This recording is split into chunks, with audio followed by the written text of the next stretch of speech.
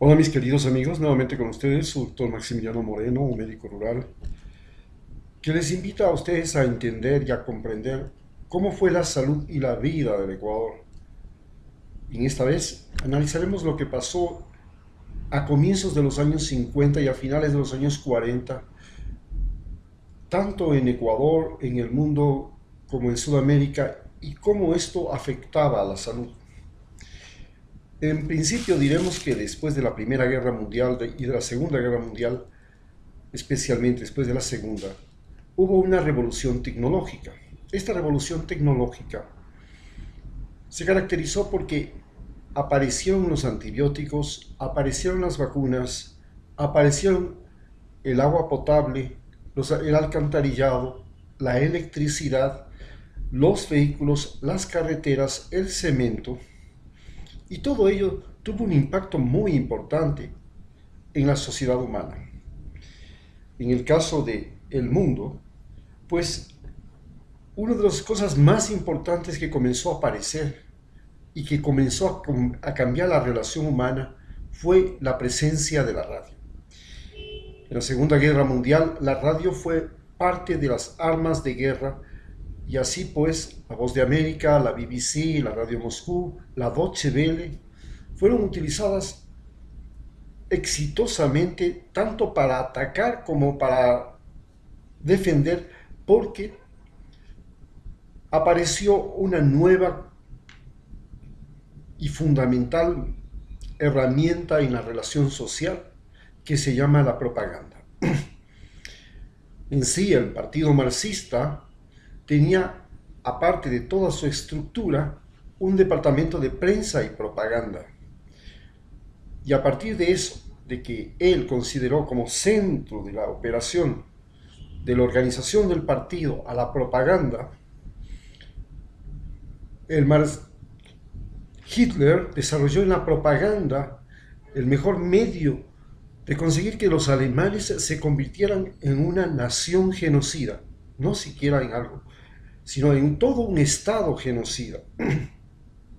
Estados Unidos, a su vez, con la televisión, perdón, con el cine y con la radio, consiguió convertir a todos los norteamericanos en compradores y vendedores. Era la nación con la mayor cantidad de compradores y vendedores del mundo.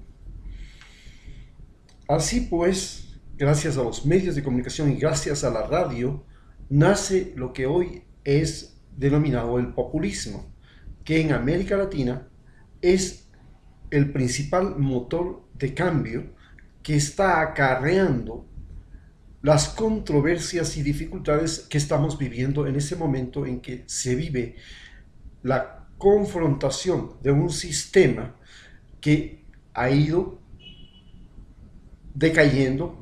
El sistema latinoamericano de gobierno ha entrado en una fase de deterioro.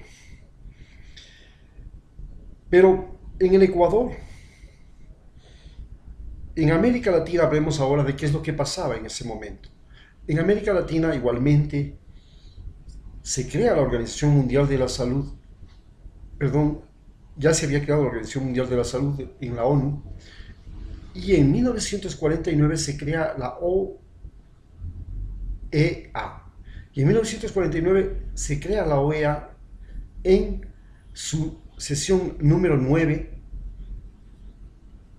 porque existía antes la Sociedad Latinoamericana de Naciones, pero ahora se crea la Organización de Estados Americanos en la novena asamblea que se realiza en Bogotá.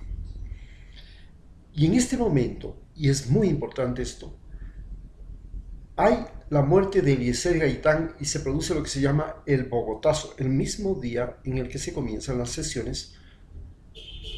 Esto estamos hablando de abril de 1949. En ese momento, Eliezer Gaitán, que era el candidato, el primer candidato en América Latina que comienza a utilizar la radio como herramienta política y comienza a crear a través de sus discursos el voto a favor, es asesinado. El asesinato de Eliezer Gaitán, a su vez, hace que las radios de Colombia se conviertan en un activista social y genera una controversia y una violencia por el asesinato de Eliezer Gaitán, que se inicia con 4 días de masacres, muertes, violencia y protestas, y que termina y que continúa desde ese día hasta hoy. En ese momento la izquierda alcanza a introducirse en los medios de comunicación y en la radio y a lanzar sus consignas y todas sus proclamas. Era un momento crucial, porque en ese momento, justamente en Bogotá, se encontraba Fidel Castro. Y Fidel Castro presencia este hecho, este acontecimiento que marcaría su vida. Y luego, cuando llega como revolucionario, en 1959, 10 años después, justamente se da cuenta del poder de la radio y es la primera guerrilla revolucionaria de América Latina que utiliza la radio. La radio se llamaba Radio Rebelde y gracias a la Radio Rebelde gana el poder en Cuba y logra la destitución de Batista. Así pues, la radio se comienza a convertir en el elemento fundamental de la sociedad latinoamericana y de la convivencia social, no solamente en Ecuador, sino en Estados Unidos y en el mundo entero. Todavía no aparecía la televisión, pero prácticamente la prensa queda relegada. La prensa, que había sido el motor social y el instrumento mediático mediante el cual Estados Unidos lo utilizó exitosamente para hacer la guerra contra España y apropiarse de Cuba, Puerto Rico, Filipinas, Guam.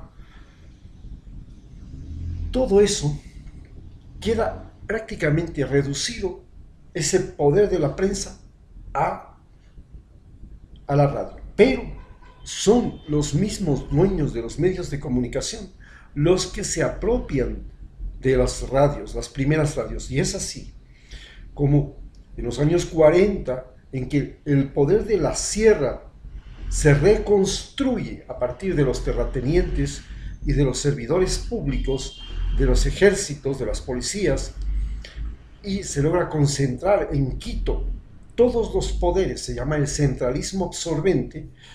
En ese momento, Radio Quito y el diario El Comercio se convierten en la mayor manipuladora mediática del Ecuador.